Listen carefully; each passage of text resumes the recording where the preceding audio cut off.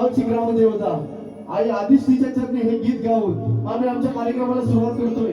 शाहीर प्रतीक्षाताई घाणेकर हे गीत गाऊन कार्यक्रमाला सुरुवात करून देतील.